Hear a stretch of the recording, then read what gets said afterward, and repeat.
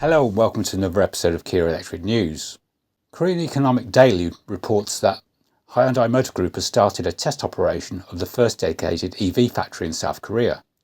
According to industry sources, Kia Motors has recently commenced the test run of the No. 2 plant in Gwangmyeong near Seoul to produce its lower-cost Kia EV3 model. Kia plans to start mass production of the EV3 based on the Electronic Global Modular Platform, or EGMP, in June. The company is also scheduled to manufacture the electric sedan EV4 early in 2025 at the same plant.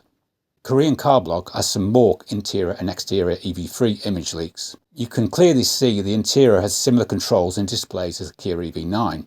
We also saw this in the concept images, and also has what look like the EV9's haptic buttons, which I'm not a fan of, to be honest. It also has a redesigned steering wheel, which you can see in the images.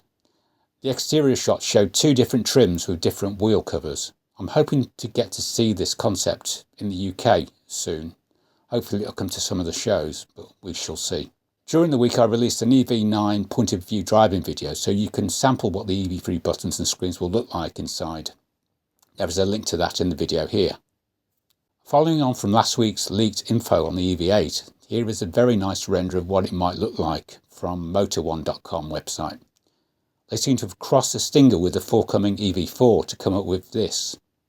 Looks very nice. We shall see. Last week I was asked in the comments what is happening with the vehicle-to-home support on the Kia EV9. According to this technical PDF from the Kia European website, all EV9 integrated charging control units, also known as ICCUs, have vehicle-to-home support as standard, as well as vehicle-to-load, and it implies that it will become available in a later software update. For vehicle-to-home to work, you also need a bidirectional charger like the Wallbox Quasar 2, as I've mentioned before, which was demoed, as you can see in the video on screen, at CES in January. I've provided a link in the show notes to the EU EV9 Facts and Figures PDF. That contains what little information there is. The only mention of V2H is this part. Thanks to its innovative platform and increased battery capacity, the Kia EV9 can function as the ideal power supply for daily life or leisure activities. Every EV9 is also ready for smart charging, V1G, vehicle to grid, V2G, and vehicle to home or vehicle to building, which is V2H and V2B. These features will gradually be introduced throughout European markets. As I say, I cannot find any more info on the timeline or the timescales for this. V2X support has also been mentioned in the Kia EV3 launch info, so fingers crossed by the time that arrives we will have some support for it. I was also asked when the Kia EV5 is coming to the UK. At the moment I can see no evidence of UK marketing plan or activity or a PR pipeline that we're seeing in Australia or New Zealand. If one turns up at everything electric, maybe give us a clue if it's coming this year. But personally I don't think we're going to see it this year. At least with the EV3 we have a register your interest link on the Kia UK website. There is nothing like that on any of the Kia EU sites at the moment that I can find for either the EV3 or the 5. Korean car blog reports the Hyundai Group is now ranked as the world's third largest automaker. I think this is fully deserved and I'm not really surprised. Electric reports that Hyundai Ioniq 7 is to debut in June at the Busan International Motor Show, which is BMOS in South Korea. These images on screen are the Ioniq 7 concept. The Ioniq 7 is Hyundai's equivalent to the Kia EV9 but with less brutal looks, we hope. KCB also reports on a fresh rendering by KAIST Studio of the low-cost small Hyundai Jasper. The Jasper is expected to start production early next year and begin domestic sales during spring. The Hyundai Jasper Electric is a new vehicle based on the K1 platform for small cars. There were reports a few weeks ago in France that this would be coming to the EU eventually. Fingers crossed it gets to all of us. Korea Economic Daily reports that Hyundai and Kia are to team up with KAIST, which stands for Korea Advanced Institute of Science, and on self-driving car sensor.